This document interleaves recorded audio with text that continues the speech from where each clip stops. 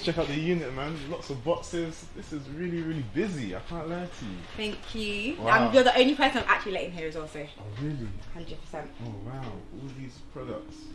I didn't even know. What I've noticed about Amazon FBA as well, you just sell the most normal things as well. 100%. You don't have to do too much. You don't have to go crazy. No exotic products. Just normal things like toilet roll. Like, just simple stuff. Toilet roll. There's literally I think when people think of Amazon, they think of like one product or a niche product. But I literally, I sell everything. Just normal stuff. Helmets is here. Nappies is here. Sombrero hats is there. Toilet paper. Dog leads. Like, oh, wow. Okay. There's literally so much random bits. Cool. But anyways, guys, you already know, man. It's Poku Banks, baby. I'm here with Shola, who sells online on Amazon FBA. In today's episode, in the day in the life, we're gonna be touring our office, her unit, and I'll be talking to you guys about, you know, how you can get involved into Amazon FBA, how you can then elevate your game to the next level and get onto her level. You already know this stuff is big. And then, yeah, man, just general conversation. But Shola, talk to me. So, where did it all begin for you when it comes to your journey when it comes to making money? I think, like, as I was saying to you before we even switched on these cameras, like, I started quite a while ago. Like, 17, I started a business. Yeah. And then I was just failing. I had no guidance, no mentoring. Like, I had a clothing business, paying people for promo, not getting anything back in sales. So with me, I kind of knew that I needed to be rich. Like, not because, I don't wouldn't say I'm rich now, but I needed to get out of my situation. Not only because of the fact that, like, I had failed, but I just had debts. Like, when I was in uni, you know, like, as soon as you're in uni, they're like, oh, you can get a NatWest overdrive car because you're a student, you can get this, you can get that. And I wasn't, you know, financially savvy. So I got myself into a lot of debt, like over £10,000 worth of debt before I even hit 21. So it was like I had to keep finding a way to get myself out of that situation, because having bailiffs knock on your door and then saying to your mum, like, don't open the door, look through the window first, because you know, once that door's open, they're in. Like, so you gotta be like, no, you can't do that. So after that happened, I was like, I need to find a way to make money. Failed 4 times, then came to Amazon, and I just used what I had to get what I could, and then kept reinvesting that money, built relationships, and then got to this stage, I guess. So for those, you know, looking and watching to get started, how much would you recommend to, you know, get started with this? And give 3 budgets. So the tight budget, the comfortable, and then the very good budget. Like, so tight budget, if I'm completely honest with you, I'm not someone who's gonna like lie and say you can start with £50. I would say realistically that you should be looking to start with around £250, just because most wholesalers are going to require you to have like a minimum quantity, or they might ask for shipping. They're going to say that you have to purchase like a set amount. So I think 250 is a decent amount to start. Also, what's wholesalers for those that don't know? So wholesalers is basically a business to business trade. So essentially you're buying a product for the sake of reselling it. So you're not going into a shop, because that's business to consumer. When you do wholesaler, it's business to business, and basically the brand or the wholesaler is saying to you, I'm going to allow you to resell this product because I'm doing a business to business transaction. So it's a trade transaction. Like, the average individual can't go into wholesaler and be like, I want to buy 1 product. You're going to get like case packs of like 6 or 12, and then you use it to go sell on and take your margin on top. So Costco's a wholesaler? Yeah. So you go there, buy in bulk, and then that makes sense. You're literally just giving them a supply. Like, literally Poku's giving you a supplier. Like, Costco's can bust you can get products from there. It's business to business. Go resell the stuff from there as well. So yeah, that's the prime example basically. Okay, then what would you say the comfortable budget is to get started? Comfortable budget, I'd say anything from like 500 plus. 500 plus, and then very good, £1 grand, I guess. £1 to £2. It depends. If you want to like have negotiation power, you want to be starting with like 2 to 3 grand. That will allow you to say to a supplier, you know, something like, how many units you got? Let me take them all, but give me something off. You can do those kind of things where now you're going to be getting pallet loads of stuff instead of like loose stuff, because you've got that money behind you that can like back you basically. Yeah, most definitely. But yeah, how much did you start off with just to build this empire? You know? So honestly, I started with £10-20 here and there, and I'm not even joking. Like, as I said, I was in debt.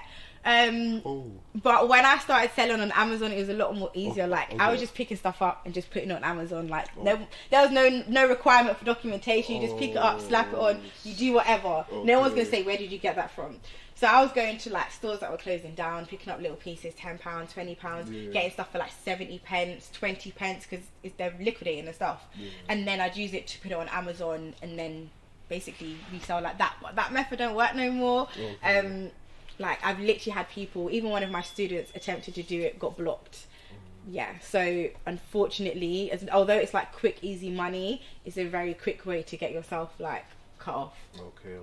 Yeah, cool. So Shola, tell me, in terms of getting started with Amazon FBA, how did you get started? Did you use Google, YouTube, mentor? Do you recommend a course? So I had like guidance, like I would say in a way that I had a mentor who was literally telling me like what to do, how to do it, and how to overcome obstacles. I'm someone who, if I'm honest, like I don't listen to people. So I will listen to, not like that, but as in like, I'll use a mentor's advice, but then I'll also be creative, because if that's what you're telling me, that's what you're also telling loads of other people. So how can I do something that other people are not doing so I can get different results and better results, and I'll stand out from the crowd? I've never wanted to be like needy. So if you're telling someone to do this, I'll use it to make me money, but I also want to do something else which is going to make me even more money as well at the same time. Yeah, no, it's definitely. And how long would you say the learning curve is? So between learning to making money on Amazon FBA, in your personal opinion? It depends how hungry you are. Okay. Like, you're hungry, you can make, like, there's no such thing as a realistic figure. You can make 10k in your first month if you're hungry. Oh wow, okay. If you're hungry, if you're okay, you'll make 1,000 in your first month. What is that? Sales, like revenue or profit? Revenue or profit? Well, no. I don't want to contradict myself and say, oh, like 10k in profit is mad, but you'd be starting with a bit and you'd be hungry at the same time. I think for most people, an average, like they're gonna make like 2k plus in their first month in revenue, Okay, cool. not in sales. That's like just, I'm seeing how it's going kind of thing. Hungry, you're gonna be making like 5-6k in revenue. Depending on your profit margins, that can be anything from like 2k, or that could be anything from 500 if you're a 10% seller, up to like maybe $2,000 if you're going for things which are a lot more higher margins. What is a 10% sell-off for those who don't know? So it would basically be someone who would buy something for £10 and be happy to make, £1 profit. Yeah. Okay. After all expenditures. Okay, and you prefer the juicier items, I guess. Yeah, I prefer things where it's like, I will accept 25%, but at 25%, I want it to be like, as soon as I list it, they're all gone. Oh, so would you say this is more of the casual products that everyone buys on a consistent basis, like toilet roll, like we was mentioning earlier, or is it more of a? Is it hard to find a 25% item? No. Oh, okay. 25%. I think most people go for 10%, but 25% is very, very achievable. When you start going to like 40, 50, those are a little bit higher, but there's like little things that you can do to ensure that you defo get those kind of margins. Like, I've cracked the code now. Okay, defo cracked the code. There you go. You go to her for the 40-50% margins. They're the juicy ones. There's definitely like little techniques that you can use to make sure that you get those margins like consistently. But on average, 25%. If it's fast selling, I'll take that. If it's okay selling, I'm wanting something like 40, 50, 70, even over 100. I wanted to also talk about tips you have to keeping your account healthy in terms of with Amazon. And how have you dealt with that in the past? Like, have you run into issues, like, for example, So I think the tips to keeping your account healthy is, one, reading the policies for yourself. Like, everyone always thinks that I've watched a YouTube video and YouTube is enough to teach me. But actually, if you read the policies, like, you're actually not allowed to do retail arbitrage. Okay. You can't go into a store and resell it without documentation. Okay. Are they authorized? Like, the store is authorized to sell it to consumers, but they're not authorized distributors, because distributors are like wholesalers and things like that. So they're not giving it to you to resell, they're giving it to you the purpose to sell to a consumer. Okay. Or they're giving it to you basically like if you're buying this water from the shop, they're selling it to you so you drink it. Yeah. They're not selling it to you for the purpose for you to then go and sell it on Amazon. For That's why it says not for resale, etc. That's why they literally say some of those stuff and like literally your work, you know that already, but someone will watch a YouTube video and be like, yeah, I can now just pick something up in a shop and then list it, it's fine. Whereas that's definitely not the case, and that's where people get into issues. So I think it's always having documentation, and a receipt is not going to cut it. Like you need an actual like wholesaler's verification stamp that I've sold this to you for the purpose for you to resell it. Okay, and that's something you get every time you make these big orders. Yeah, big orders, small orders. If you're doing business to business transactions, you're going to get an invoice, and that's going to show you, you know, you can prove to Amazon like this is where I got it from. This is genuine, and I have the right. Sorry, phone's going off. I have the right to resell these products. Okay. Another thing as well I'd say is, I think that's the main thing. That's the main thing. Just that the problem that you see with like some of your students that they run into, or. So I've only had one student that ran into that situation because they basically gone against everything that I've said. Despite numerous times I've said like you don't do picking up stuff in the store and selling it. They decided they were going to go and do that. Got their account blocked. Tried to present a receipt. Receipt's not cutting it, and then luckily enough they got their account back. Don't ask me how. I don't know if they contacted the store and just begged and pleaded or whatever, but they was able to get their account reinstated. But that's one of the lucky ones. I have a lot of people who are like, I don't have a receipt, or I've lost the receipt, I need to get my account reinstated, and it's just a simple, I can't help you, and I don't think anyone can help you in this situation. And you got to think of it like Amazon is like the biggest platform, and it's only going to get bigger. The last thing you want to do is get yourself in a situation where your account is gone for good. It's just not worth it. It's just not worth it. And would you say, is it simply, in terms of getting back on, you know, to making money, is it simply a case of making another account, or is it not even, they clock that, like... Do you know who is the owner of Amazon? Jeff Bezos. How much money does he have? 198 billion? I didn't even know that, so you know more than me. But basically, he's smart enough to have systems in place to know that that IP address, that name, that this, that. So it's all integrated. So if your account does get blocked, you're done for? You're done for. Is there ways around? If you put it in, like, say, if I'm blocked, I can maybe put it in your name, at your house, in your company address. That's it, but it cannot be associated with me in whatsoever. It's long, if you get... Okay, guys, listen to her. Like I said, that is crazy. I thought you can just simply make another account, but... Mr. Jeff. Jeff Mr. Bezos. He's too smart. He's like, no, I know all the tricks. Like, if I'm blocking you for a reason. Like, even one of my accounts, so I've got multiple Amazon accounts that I use for different things. And one of the accounts, like, it was just an account, had no card connected to it. And then I owed them money. I think I owed them the £30 subscription because I forgot that the account was even active. So because I owed them money on that account, they basically blocked all 3 accounts and said, until you pay that £30 on this account, you're not a seller no more. So basically all my accounts got locked out of. So they're like really, really intelligent, and rightly so. Like, he's the richest man in the world. He's going to have all these little systems in place to know. Even like submitting fake invoices, they have a thing that will show them that this invoice is not legitimate. Like, you cannot beat them. You can't beat them.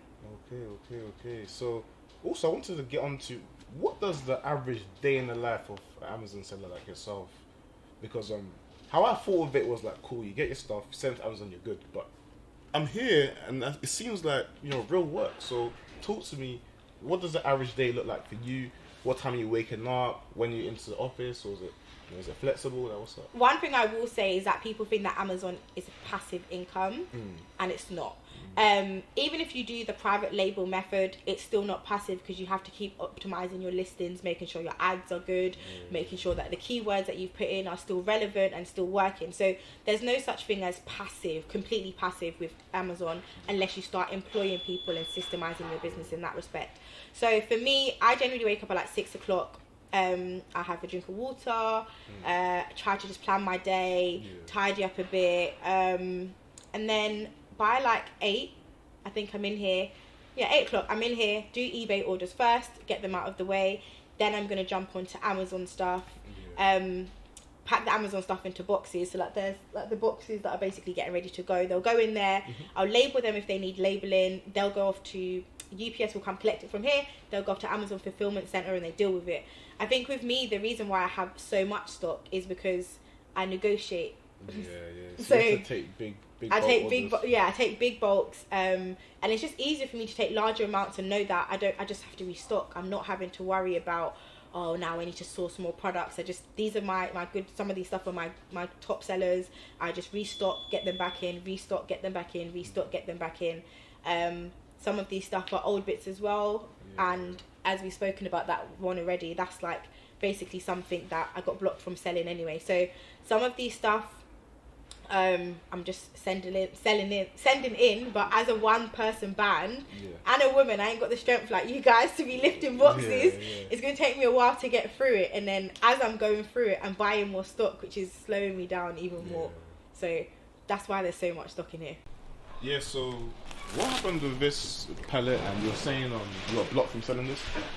So this is basically the product. I'm not someone who's going to sugarcoat, and I literally said to myself that when you come here, I'm going to give like the reality of being an Amazon seller. I'm not going to be like, the day in the life I've made 100k right today. Like, no, I'm going to give like the harsh truth, so that if people still want to sell on Amazon, like they've got all the hard facts in front of them.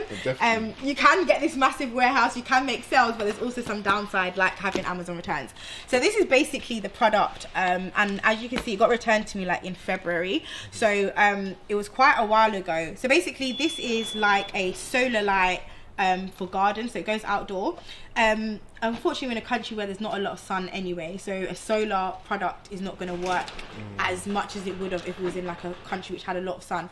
Anyway, this is considered like an electrical item. I didn't do enough research on the item anyway, and it was just getting returns after return, complaint after complaint, complaint after complaint, and Amazon basically said, well, this product's getting too much complaints. This is clearly not a good product.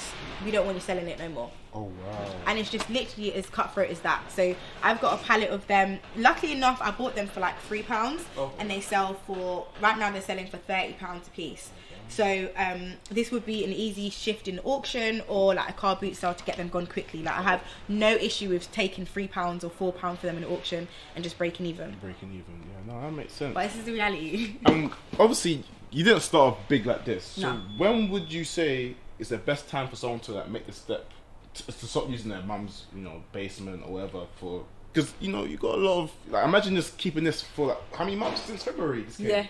So that's what 6, 7, 8 months. 8 months. Yeah. So when would you say is the time to make that shift to renting out a place like your office space? You'll know. Oh, you'll know. You just know that. You'll know. You'll Like feel literally, you'll have the stuff in the house and you just be like, I want to get more bits, but you have no space to get the bits in. Or you'll have a miserable mum like my mum who's like, get this stuff out of my house. Okay. So it was like I had no choice but to get the stuff out. But you'll know when you need to grow because you'll grow with the business. Like I wouldn't say there's a time, but you'll realise that my supply is trying to give me a pallet and there's no space to accept the pallet. Can't leave it outside. I need a bigger unit.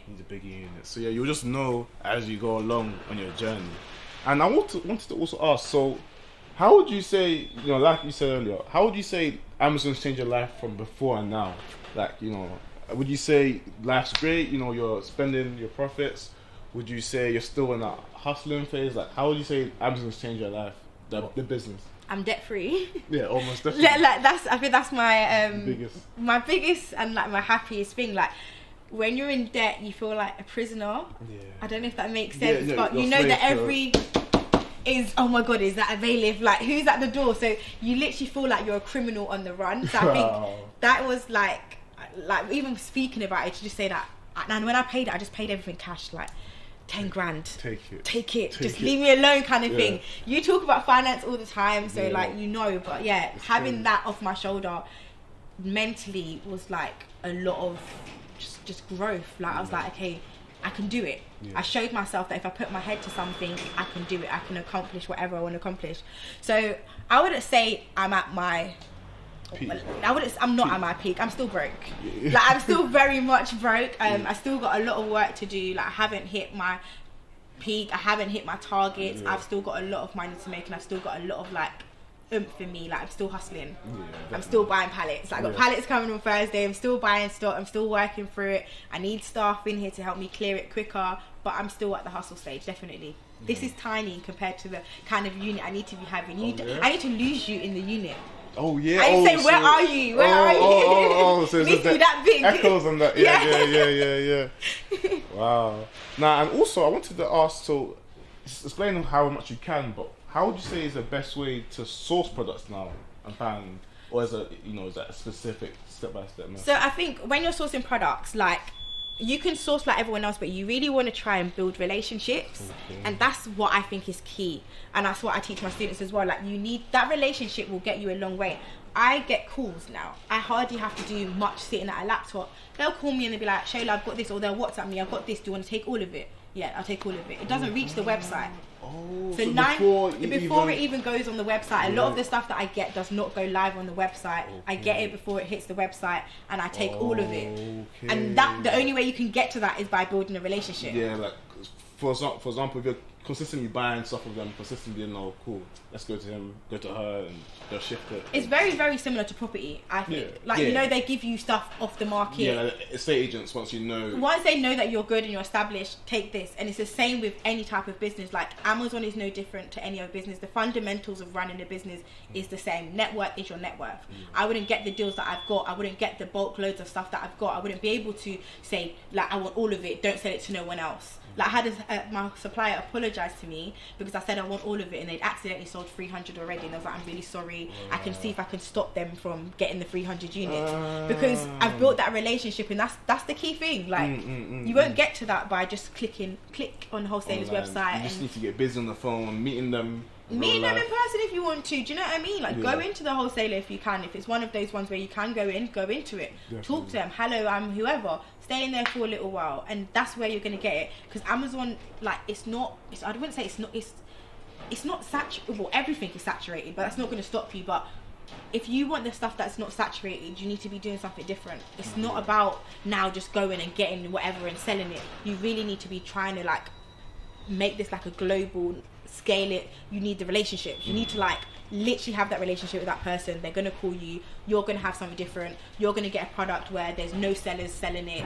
You've taken all of it. No one else can jump on that listing. Now it's just yours to sell. Boom. Simple as that.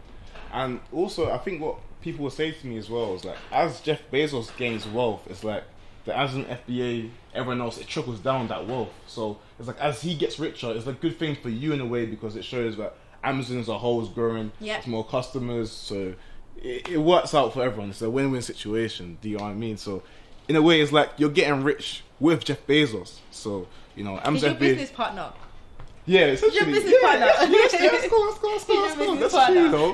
That's true. So you're just selling on his website. Yeah, that makes sense. Also, I wanted to get into okay, cool. So I wanted to get into. Are you ever looking to make your own website, or would you always? Do you think? Because you mentioned eBay earlier, so why not Shopify? Why not dropshipping? Why did you pick Amazon FBA? So with all of these stuff, so with dropshipping, I'm like kind of anti-dropshipping. I think it's an amazing method for other people, but for someone like me who's a control freak, it's just not going to work. Like, I literally need to be in control of my business. I've got all my stock in here. As a dropshipper, you're basically saying, I trust you to ship it to my customers. I have no control. I can't watch you do it, but I trust you to do it. And I just don't like that. I like to have full control of my business at all times. I like to be able to walk in here, know how much stock I have. Is it here? Is it good condition or bad condition? Is this broken? Should I ship it? Should I not ship it? So I think the method of drop shipping, I think if I had a unique way of doing it, maybe using a UK company where I could have that connection, where I can go in and I can, let me see your products, let me see what you're doing. That's easier, but from China, you don't even know them. Like, it's just like an online text, isn't it? I like to be a bit more in control, and unless you're spending big money, and until your dropshipping account makes loads of money, you're just a small person. Do they care? Not really. Yeah, that's true. Not really. Yeah, so whereas Amazon, you got control, so that's why you picked that. And it's lower risk. Lower risk, yeah. Lower risk. Like, I have a contingency plan for absolutely everything. Like, this has been here 8 months. Am I scared? No, because I know that I have a plan. I can eBay it, I can auction it off, I can go to a car boot sale. Whereas drop shipping, you do it wrong, they're going to block your PayPal, they're going to block whatever, say that it's a scam, you're done. Like, I've heard horror stories. Yeah. I mean, there's some people killing it, but I just like to have control. Like, I can't not have control of my business. Yeah, and also another benefit of Amazon, and I think you agree, is just no ads, like no marketing. It's just like search, and you know, you're selling stuff that people need. So again, that's another expense that's out of your. You don't even need to worry about, and customer service is sorted for you. Literally.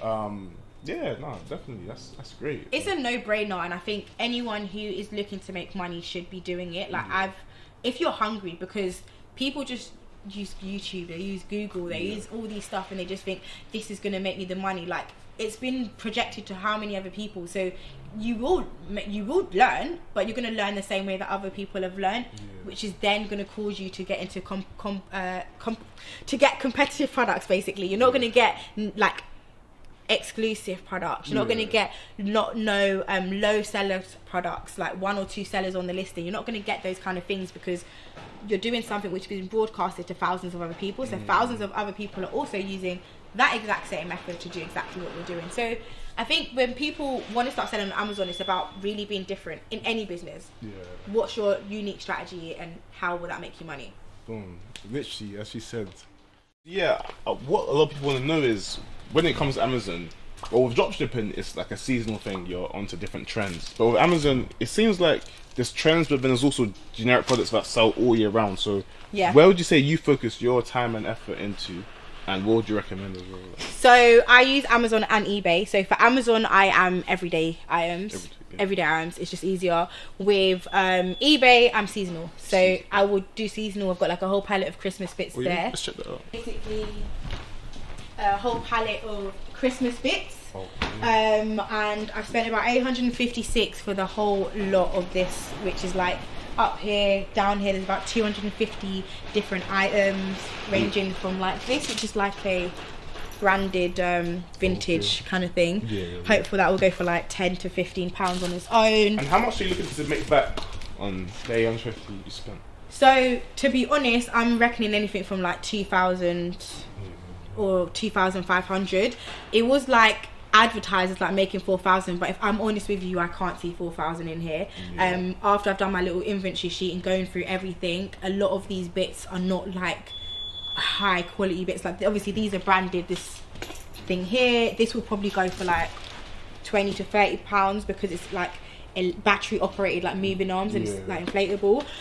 But majority of the stuff is just, do you know what I mean, not like high quality items. I definitely think like 2,000 to 3,000 at a stretch. Definitely at a stretch. What would you say is the biggest mistake you've made in your journey so far? Emotion. So I would say that I do emotional buys, like impulse buys sometimes. So I'm like, I just think this would do amazing, and I impulse buy it. Oh, without doing any due diligence? Yeah, because I'll just be like, oh no, it will do fine. Like, I used to do a lot as well, like things that I think would do well. But I do a lot of impulse buying, not so much anymore now because I learnt my lesson. But I do impulse buying, and I never do small. So when I'm impulse buying, I don't do small units. I'll do like, nah, I'll just take all of it. So I'm a risk taker, but my risks majority of the time always pay off. Would you say that's from like, so once you've achieved some sort of level of success, you get a little bit complacent, and you kind of know, oh, I could tell I could do well. Is 100%. That way? That's where. Okay. 100%, because you're like, it doesn't matter if I lose that money. Okay. Do you know what I mean? It doesn't matter if I lose it. Yeah, I'll make it back. So yeah, it doesn't matter if I lose that money. Whereas when I was starting and I was on my little £10, you're doing all the, I'm doing calculations for £10. How much is that £10 bringing me back? Because that could be used for something else. Like when you earn a bit more, you're just like, oh, it's fine. Like worst case scenario, I'll just do this. I don't need it to sell now. Like you said, with this one, worst case, you'll just. If that was desperate money, I would have been at a car boot. I would have been at auction. I would have cleared it off. I was like, oh, whatever. Let me just focus on new money. Yeah, new money. Yeah, new money. When you get time. When I get time, I'll deal with that. But right now, new money. Yeah, no, that definitely does make sense. What would you say is one thing or two things that you would have loved to have known before you started? That maybe you just never got into your ears. No one told you. Nobody a mentor. No one just told you. One or two things that you would have loved to have known that would have, taking you to the next level of success quicker, maybe, or just prevented a few mistakes on the way.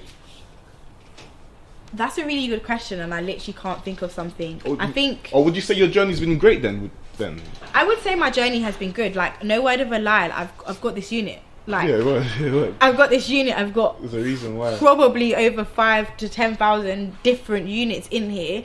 I don't think there's anything that I would genuinely change other than maybe systemizing earlier. That is something I would say, that try to get someone on board as quick as you can, rather than trying to be like a control freak like me. Like, I don't want my suppliers shown. I don't want people to know where I get my stock from. I don't want them to steal stuff. I don't want them to do this. Whereas realistically, if I had someone in here, I wouldn't have this unit. I wouldn't have this unit full to the brim. Like, do you know what I mean? Yeah, I could probably have a smaller unit because the stuff's going in and out so quick. Or maybe even a bigger unit because it's going in and out so quick that I could get so much more. Yeah. Okay then. Like, we get scared, innit? As entrepreneurs, you know, like, it's like me saying to you, hand over your Instagram, let someone manage you. Like, I ain't giving them my password. Never. Okay, so then it's just something you have to mentally get around. Yeah. At the pace you're at, you don't mind. You're cool with, you know, it's not by force just to hire someone for what. But it's by force. You got employees? No, I need an employer basically. But so I'm saying, but you're still good though, like by yourself. Like, you can, as long as you can do it by yourself. I can still manage to do it on my own, but obviously, like, not going to pretend that I haven't had a few back issues for the mere fact that I'm lifting pallets. Like, some of these stuff are heavy stuff and I'm lifting them, I'm moving them around, I'm putting stuff, like, stacking it up. So sometimes my back can, like, cave in. I'm just like, even now I'm wearing a little waist trainer just to support my back a bit more. So yeah, I'm not going to lie, I definitely could do with some help with someone, like, lifting shit up inside rather than me. That's crazy. That's, again, guys, these are the things that you wouldn't find on the internet. These are the things that you actually learn from someone really doing it. Do you understand? So again, I also wanted to ask, I've got a lot of young viewers, you know, some are 15, 16, now the young ones are doing it. They're lit right now. But what age would you say someone needs to be to start Amazon? I'd say 18. Well, you have to be 18. But you can always do it in someone else's name. So, like, I don't know, older brother, older cousin, whatever. When you get to the age where you turn 18, switch the name over, make yourself a director, take the other person off. It's now your business. So you can essentially start whenever, really. Whenever you. But legally 18. But that person, it's not just simply them making an account. You need to trust that person because they're making a company for you. Yeah. Their cards, and so you need to. So it has to be like a brother, someone serious. You can't just be a friend. But when money's involved, can you really trust people proper? Damn. So that's another thing you need to think about. So I would always say, like, I'm not sure the age for eBay, if I'm honest with you. Yeah, I think actually now thinking back, I sold stuff on eBay. Actually, I don't know how I might have used a different age. Dude, I think you just lie. I don't know. Probably. But yeah. I'd say, like, literally, if you can, for as long as you can, just hold out. Like, there's other little there's other little hustles that people can do before 18, like even getting stuff on Facebook Marketplace, going to car boots, selling it back on Facebook Marketplace, Spot, and being in full control of their business at the same time. And then when they get to 18, they would have built up, like, a lot of capital to then, like, properly go into it. Because the last thing you want to do is put it in someone else's name, and then you turn 18 and they're like, oh no, it's coming to my bank account, I'm enjoying this actually, see you later.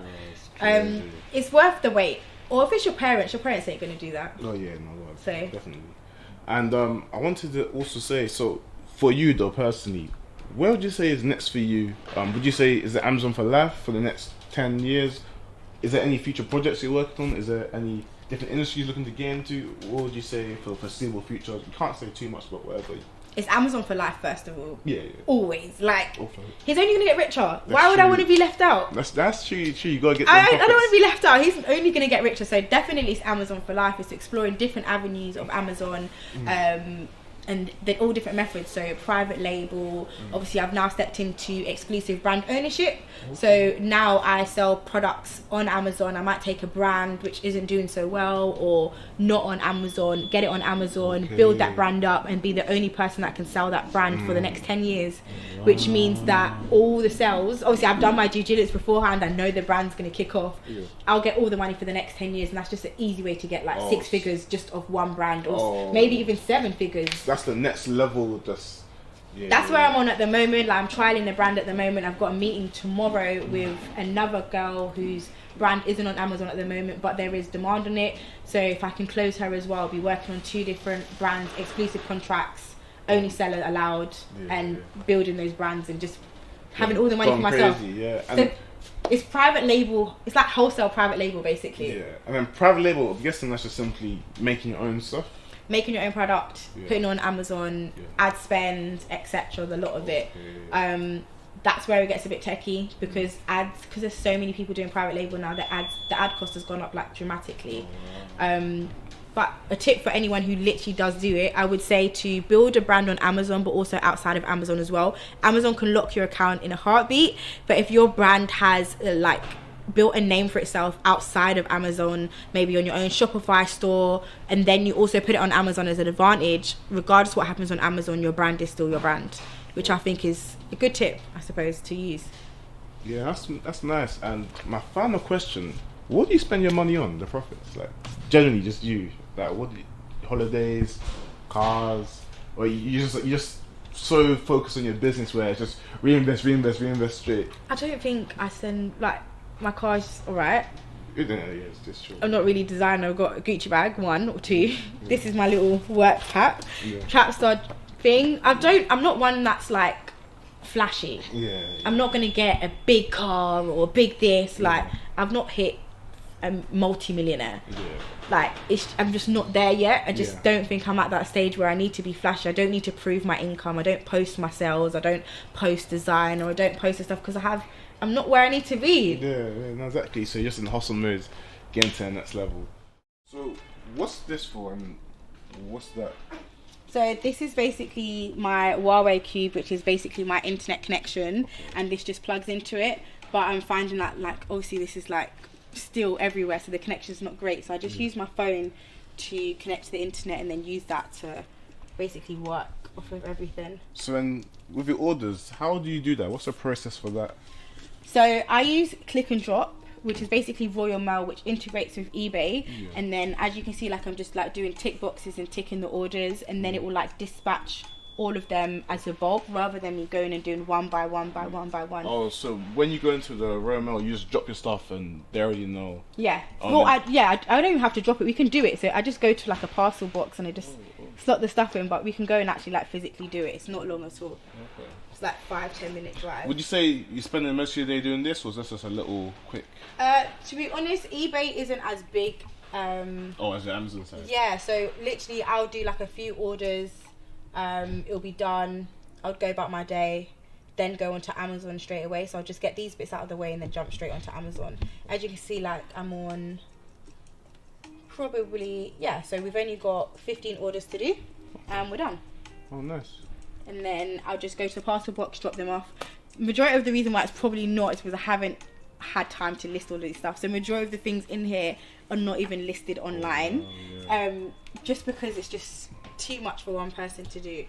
Yeah, in terms of actually growing the business as well, I was wondering, so would you say outsourcing and employing people is the best way to be able to grow and be able to make more money and also make yourself, your time a lot more easier?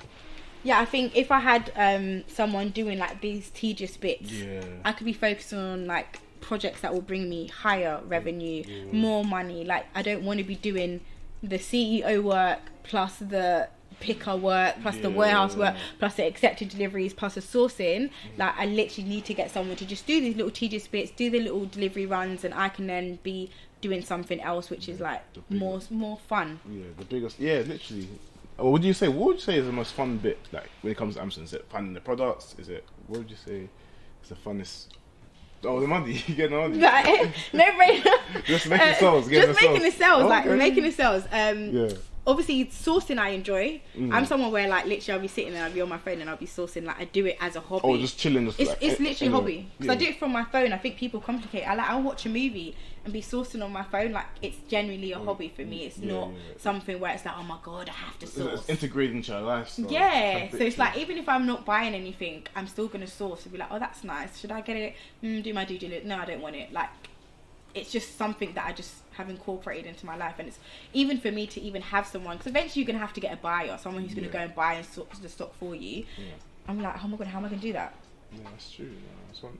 But in order to go on holiday, in order to enjoy the money, in order to actually like get married, have kids, be an actual like mother, or step out of this, I'm gonna have to let go at some stage and just say, okay, you do the sourcing, you do this, here's the bank account, use this card, buy the stock. But the first stage for me is literally getting someone in to do the orders, ship it off. After that's done, then the rest will get a bit easier. One thing I was literally thinking to do was Kickstart program.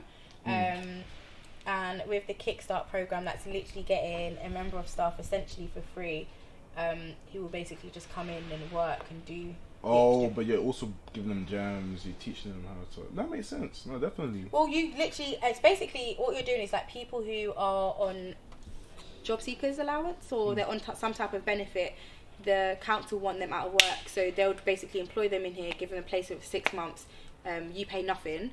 And then after the 6 months, they obviously want you to employ them full time, but it's down to you whether you want to do that. But it's just a way to get a staff member for free. There you go, little gems just like that. Wow, I was even thinking, that's great. The issue with getting someone and giving them gems is they will then use those gems and they'll run off whenever. Yeah, they're not going to stay. So as much as you want to give people opportunities like that, that's not you're growing an entrepreneur rather than actually growing an employee. And you want to grow an employee. Yeah, that's the thing. Also, you couldn't even get anyone that follows you because they have the same mindset as you. Yeah, so you can't have someone who's an entrepreneur. You can't have someone who's like me and you, because then they're going to say, yeah, let me work for her for free, get all the knowledge, and then go. Whereas I want someone who sees longevity. I want them to be here for years, so that will allow me to go off and do what I want. I don't have to be constantly retraining people to do the process. So definitely it don't work. Definitely don't work. What? When would you say your days end? Or it just depends? It depends what I'm doing. If I'm doing eBay, if I'm doing Amazon, I'm not leaving home. You're not leaving it till 7? Because I have a lot. Like, have you slept in it before? No. Actually, no. One time I nearly did. When I got locked out. Oh damn! I lost my key in here. This is the worst place to leave shit. And it was in a box as well. Oh damn! So that really hard, wasn't it?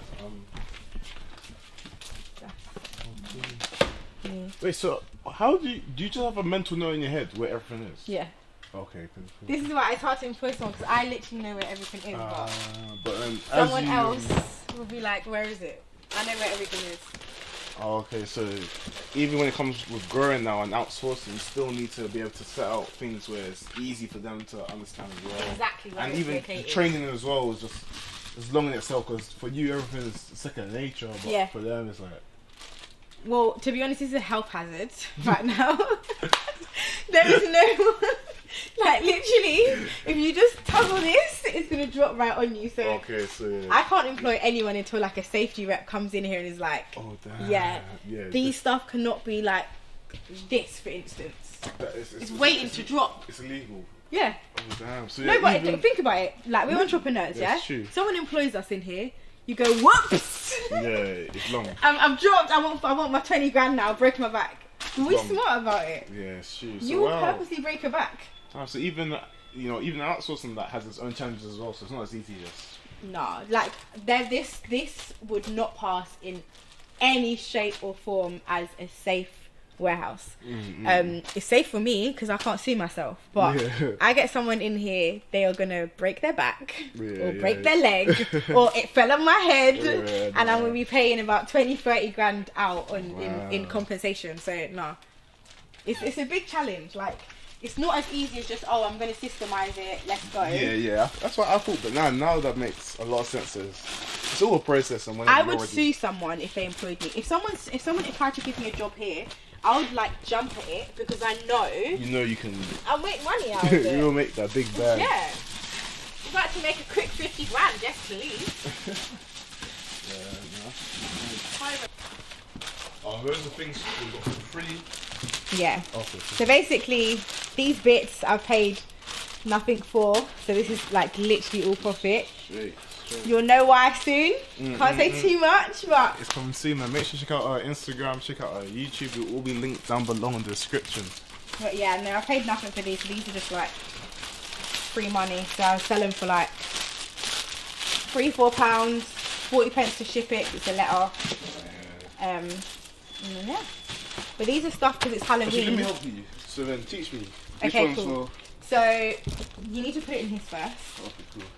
And then once you've done that, it will have a label. My handwriting is really messy, but I put something on there that you need to put in.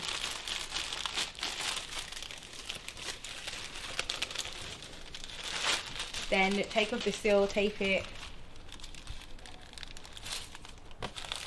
And then look at the back. I would have written like stick on one of them, like with really messy handwriting though. Stick. Yeah, this is stick. Yeah, so then that's it. Okay.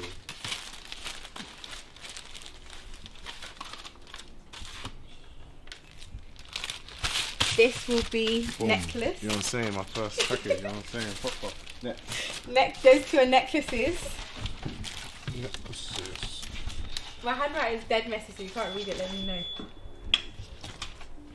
Let me see. Yeah, that's necklace. There's two though, isn't it? Yeah, 2 necklaces. I found it. Right, cool. Okay, cool. Just make sure. You can easily be a seller. Yeah, nah, this is mad. Nah. Hey, what I tell people, right? If I was to get started today in entrepreneurship, I would do Amazon FBA, hands down. And the reason I say that is just because out of all my friends, that is the one industry everyone's doing well in. I don't know anyone struggling. Like, I don't know if you know Jack's Amazon Club. Yeah. Did you not get a Ferrari like the other week? Yeah, I saw that. And he's my age, 20. So it's like, you know, if I was to, obviously I've picked my routes. I've picked the social media, the currency trading, the investing routes. But obviously it's just a little bit mad just to divert just out of nowhere. But if I was to start again, I don't think it's madness to diverse, because I always thought that it's good to diversify your portfolio. Like I do a bit of like crypto, not like crypto eats crypto. I do like Bitcoin, Ethereum. And I've tapped into a bit of NFTs, but I still do Amazon. But I always look to put my money into different things. So I don't think if you start Amazon, it'll be a bad thing. But you see, the difference is with all of those, the extra ones you mentioned were investments which you could say it's kind of passive. You know, you made the decision to invest into it and then boom. Yeah. But Amazon is like you're starting a new business, a whole new, and it's just, it'll tax a lot of my time. So it will attack your time. In terms of investing, I'll diversify. However, that's a lot easier. But to start a whole new business or to learn, complete. It's just.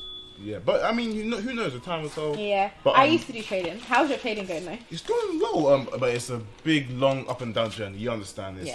Your emotions. It really shows who you really are. Like, it really exposes you in the markets, especially. I started at 17. It must be nice. Made $3,000 in a week, but 17-year-old with $3,000, of course. What am I gonna do? You thought, I'm lit for you. I also want to ask, you was mentioned earlier you do rent to rent back in the day. Yeah. Why did you stop? So I did rent to rent alongside starting Amazon, and it got to a stage where when you have rent to rent, a lot of things can go wrong at the same time. Yeah. This person's light's not working, the switch is not working, plus this person, the bathroom's not working, there's a leak there. And when you're managing it with so many different things, Amazon as well, they can report something to me and I'll be like, oh yeah, I'll get onto it. Doing Amazon, forget about it. I didn't have a handyman on deck, so when things go wrong, it's now trying to find someone to go fix it. And when I had to weigh up which one was bringing in more money, obviously Amazon was bringing in more money with no noise. Consistent as well. No noise, no complaints. You don't have to deal with people. And I think like I'm one of those people where if I can't do it properly, I'm not going to do it at all. So when people are making complaints and I'm not doing it quick enough, that tells me that if you can't provide 100% customer service, don't do it at all. And that's the reason why I was like, I'm not going to do rent to rent. If I had an employee, then I would have continued, but it hadn't scaled to make enough money. I had like 4 or 5 houses. It wasn't big enough to be like, let me employ someone now. Okay, so slowly as like the leases ended or the rental agreements ended, you just ended it and just moved on. Yeah. From that. Yeah, cool. Moved on to something else. That makes sense. Putting all your focus again into one thing can catapult your business, because a lot of people, especially even, in fact, looking back at that example, it's kind of mad to start Amazon and also start rent to rent at the same time. So rent to rent was a bit before. Before. Yeah, rent to rent was before, but I just felt like I'm doing all of this for £400, £500. My top one was 600, but it's like I'm still doing so much. Like they get a boyfriend. No one wants to live in a room forever, so they're gonna get a partner, meet their boyfriend. Oh, Shola, now we've got me and my boyfriend. I've met a boyfriend. We're moving out into a flat. Oh, I've got a new job. I'm moving away. Like rent to rent. When people live in rooms, it's not I want to live here for 10 years. It's I want to live here until I can scale up and level up. Exactly. Period. So the turnover is quite high, and a lot of people are like, no, these people stay for 3 years. The turnover is high. Oh, so even contracts, or what do you say? You're doing on a shake hand basis? No. There was contracts, 100%. Oh. If there was no contract, they wouldn't leave. There was contracts. So some of them were on 6 months. Generally with them, they're not gonna. Some of them might sign 1 year, but most of them will probably be like, I don't really want to do a year. They don't know what a year's gonna hold. Yeah. So just 6 months, and if anything. If they need to, they go again. They go again and they renew it. But yeah, it's a good model. But I think people sometimes make it look easier than what it actually is. You're dealing with people. Like you're not dealing with product. You're dealing with actual people that complain. You know, the oven's not working quick enough. The microwave, this, that. This tenant did this and I didn't like it. And people are hard because you can never please people. It's never enough. No, most definitely. Yeah. You done it as well, didn't you? Yeah, I did it as well. I did it. Service accommodation, so Airbnb, but I got in. Ooh, that's even harder. Yeah. Actually, to be fair, I did well in terms of systemizing. I actually did pretty well. But in terms of timeline, I got into it January 2020. Yeah. COVID came March 2020. I've got into it. I'm young. I'm thinking, this is gonna be lit. March comes, boom. So that was even a hard time, but I actually got my way through that, and then and I got rid of it. I actually had the same situation, so my personal brand was taken off, and I thought, you know what, I'm also going back to uni, so I thought, let me focus on that, and then give back the essay, because it was giving me stress as well. I had a party, like a few weeks before I gave it back, I had a big party. Well, I didn't have a big party, but someone had it. Actually, you know what? One weekend, imagine the Saturday, someone shot a music video, but you know the music videos are parties. Yeah. So that happened on the Saturday. Then the Sunday was an event. And then someone just hosted the event, but there was lots of like foot traffic in the corridors. But this is like a normal apartment. So imagine a lot of foot traffic just going up and down, and you can hear it. And then the Monday was a party, so back to back, neighbors going crazy. Yeah, it was mad. But I learned a lot from that. But I just had that one essay. Will I get back into rent to rent? Probably not. My way, what I think of property, I think of the buy refurbished type of the big deals, the big boy type of. It. I feel like that makes more sense than 100%. I rather deal with builders and contractors than people will come. Yeah, but Airbnb can be lucrative, but I think it's lucrative, but people don't understand the work. You are dealing with people. There's contracts. You do if your contract is a little bit out. Yeah, it's long. Do you know what I mean? Yeah, definitely. So I think it's a very good way to get in and get money, but people are not easy to deal with. They will be the best person when they're trying to get the house, and once they got it, mask off. Now I'm gonna be dirty, I'm gonna be this, I'm gonna be that. And not everyone's gonna get along. Like when I was housing people, I had to reject some people because I thought this person's already got a room. Your personality will clash with that one. So you're also like molding personalities together. Like that's how deep I had to look into it. I'm not just gonna get someone's gonna pay and just fill rooms. No, because you can't put a nurse who does night shift with someone who has a 9 to 5 because they're gonna, when she comes in late, it's gonna piss that one off. So you generally want people who are all doing the same thing. And I never did the HMO route. I did the essay route, but even with that as well, just getting cancellations, just running into problems as well, like people complaining because again they expect it since they're coming there for like a weekend, they expect it to be top notch. Yep. Literally. So even say if the dishwasher didn't wash like a knife properly. Yeah. The complaints And I think as well with HMOs, like because it's getting like really like loads of people are jumping into it. They're not realising that a lot of areas are now Article 4. Yeah, so which means that if you take on a HMO and it's Article 4 and you run an unlicensed HMO in that area, not only is the landlord liable, but you also are liable for that 20 grand fine because you're saying I am the property manager. Yeah, exactly. So it's either you or the property, you or the landlord that's going to get the 20 grand. If you've said I'm the property manager, I'm taking control of this property, the 20 grand fine is going to come to you because the landlord has basically signed rights over to you to do the. You're meant to do the inspections. You're meant to be making sure that it's legal, it's above board. So 20 grand fine goes to you. Boom, exactly. And I think they overlook, like, it's not just about if it's less than 5 people, it doesn't need HMO license. Some properties, if it's just one person in the property, it needs a license. Damn.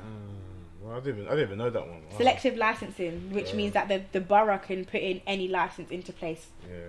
They don't have to follow the government guidelines. If it's one person, I want a license. Yeah. No, that's it. That's big again, guys. So if you are looking to get into rent to rent, these are some things. 2 people that were in the industry. This is some things that you may want to consider. But, you know, again, you can make money from anything. Don't just take what we said and say, oh, nah, rent to rent's dead. You know, you can make money from it. But we're just sharing our experiences. You can make money from it if you do it properly. Properly. Right. According to the rules. Not backyard. Yeah, backyard, behind the scenes. You're looking for a big fan coming your way. Like 100. And I think they're like getting on top of it now. They're clamping down because they know like what people are doing. Definitely. Yep. That's that one. What we should actually be doing as well is putting it in this sack. Oh yeah? Oh, okay. Which is our Royal Mail sack. Yeah, word. Did they just give this to you? Or? Basically, I started going to them every single day, and they were just like, "Just take this; it'll be easier to just ship all your stuff in there." Word. You must have been annoying the people in the line because I had so much stuff. And you're a regular as well. Well, and then these little, where's the little? Oh, okay. Yeah. No. Oh, is it a filter? Let me show you. Wait, hold on. Do you know what it is? No. No. What's up? Basically, when females go to like festivals and stuff, they use this to wee in. Oh. Does it make sense? Oh. Now. Yes. Now I get it. I didn't get it. It's even the right shape. Wait, I don't even know this. I thought it was wee on the floor, like just wee. No, but in festival, I thought that as well, but it sells. There's actually a product. Wow, there's actually a product for every market. That's actually crazy. And you know, obviously, like people who have weak bladder as well, they just use that and then put it in the bottle. Oh, okay. Oh, so that's makes sense. Yeah, that's wow. How much does this go for? I sold one for $3.49. Yes. So what would you say? Ever since Amazon, you know so many products now. Like would you say even your house alone is like, or your bedroom is like really product savvy? Like you got all the little gadgets. No. I go to a dropshipper's house and you have the craziest products. And I'm like, but I don't spend money on myself. Okay. Oh, like really? if I'm completely honest with you, I don't. I live a very simple life, and if I do make money, it goes right back in here. Straight. Like if there's 20 grand in the account, I'm thinking, why? Let's go buy some stock for 20 grand. Yeah. So it gets reinvested. I don't have a flashy apartment. It's very like mediocre. Yeah. Just trying to get to where I'm trying to get to. I'm not going to buy anything flashy. I'm not going to get the cars. I'm not going to get the house. I'm not going to get anything. It's just pure investment. So if I get a house, it's an investment house. But no house to live in. No flashy apartment. No Canary Wharf. No Bugatti. None of those bits. Yeah, not yet. No. Not yet. Sure. I think knowing me, I feel like I would have outsourced earlier. I don't know. This is orange bread. I should have. But I'm... Yeah, you might as well, yes. Take that. I should have, and literally, like, my friends and my mum, like, shout at me for orange not... blend, did you say? Yeah. This. Yep. So, like, I'm getting shouted at for not doing it, but it's the fear. Oh, yeah. It's the fear of someone just ruining your business. Yeah, coming in just to ruin it and not treating it like you would. Yeah, that is... And it's a long process. Like, as I said, like, this is not a safe warehouse. Yeah. So even just outsourcing itself, yeah, you gotta just sort. You can't just put. I can't just say I'm outsourcing and I'm employing someone tomorrow. Yeah, you gotta actually. It's processes. Yeah, the whole infrastructure type of thing. It has to be poles across the thing to make sure that they can't fall. People need to be trained on how to be in a warehouse and how to report an accident if there is an accident in the warehouse. Like, there's so many different things. Oh, sombrero hat. Actually, you might need to get this because you're taller. Cool. Basically, one of those. Yellow. Purple. The whole thing. And then that one. Yeah. Well done. How you gonna shit that one small? Get flatten it. Oh yeah. And I'll get the walking stick, which is here. Where was you located before then? Did you live in the Midlands or? No, London. Oh, London. Oh. So why are you here then? Because you don't have the accent, so. Basically, in order to scale a business, you have to take it outside of London. Like, it's not impossible, but it's very difficult, and your overheads are going to be really high if you try to grow a business in London. Yeah. So for me, I made the decision to move myself outside of London to get a unit so that I can afford to scale it. For the same price in London, I was getting like 100 foot, if that. And now I've got 650 foot because I'm outside of London. So it always makes sense to just move out, scale your business. London's for multi-millionaires. It's not for. It's not even for a millionaire. It's for multi-millionaire. The 0.001%. Yeah. Yeah, and do you know what I mean? A lot of people are scared to do that. Whereas, like, I don't care. Like, I'll move my business out. Like, what's more important, stunting now or stunting with real money? Real money in the future. Yeah. Delay gratification. That's what I told people, but you know, definitely. Also, then therefore you know how to move yourself, and then this little sacrifice you're making is worth it though. It's worth it. 100% worth it because it's allowed me to get that unit. Like for the same price in London, I'd get 150, 200 square foot at an absolute max. So it just doesn't make sense to do it then. So just don't have it. Yeah, that's big though. Like moving out just to. It wasn't. I didn't think twice about it. Just straight. I did not think twice about it. Have you made friends here? Not. Like, yeah, through Instagram and stuff, but not like, I'm not here for friends. Business straight. Yeah. I'm not here for friends. I think it's easy because you got boyfriend moved here. Yeah. I think okay, that's easy because it's you get. I'm not completely online. Yeah. Welcome to the parcel box. Oh yeah, it's just simple, straight like that. Straight like that. I mean, you put them all in. Then you're done.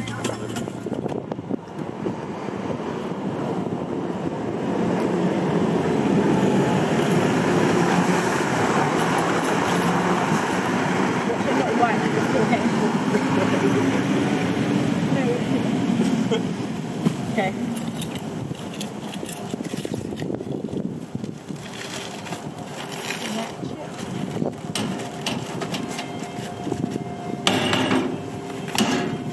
I literally don't know if this is going to fit in there. I doubt it, really. Is that it? I think you might force it. Yeah. But then it's going to get stuck. There you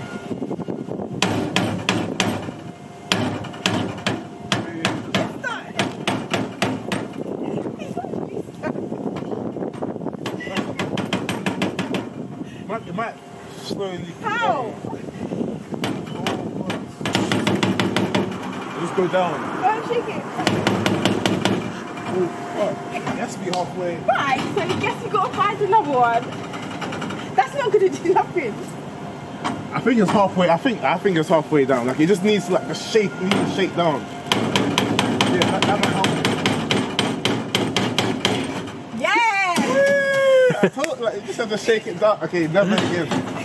Never. But there's one more though. No, let's go to another. Oh, actually, if you shake it down, I don't know. I mean, Oh wait, the labels come off. Is that from this one? Yeah, it is. Shit. oh good. Oh good. Let me try. This is disaster after disaster. Yep.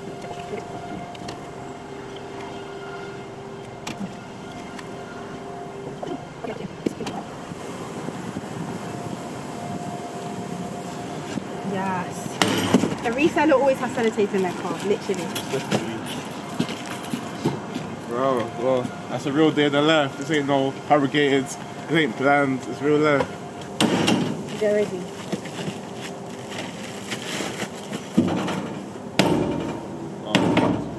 You have to do that thing like that.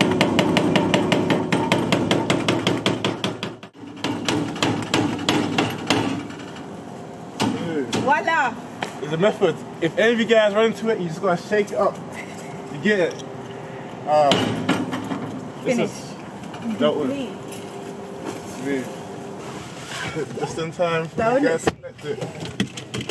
He's here. To be honest, You didn't even see it, luckily.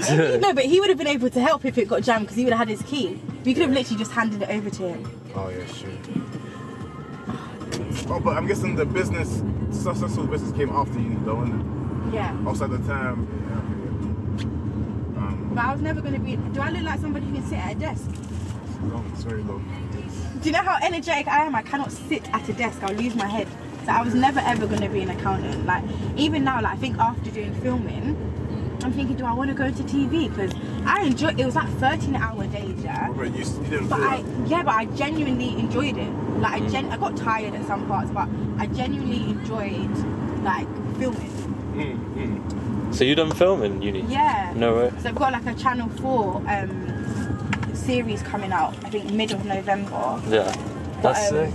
Yeah, it was just so fun. Like, I was like, everyone was like forcing jokes and stuff, and I was just naturally just like, I just think I'm naturally funny. I'm like a comedian.